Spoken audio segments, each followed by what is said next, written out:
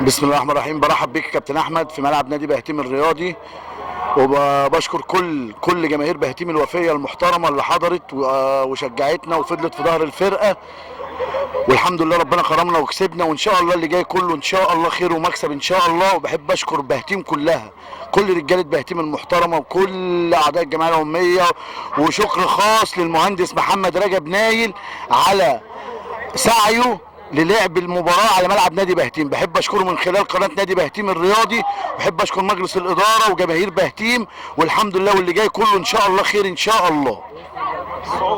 وان شاء الله دي بدايه الصعود ان شاء الله لجمهور بهتيم الحبيب ان شاء الله.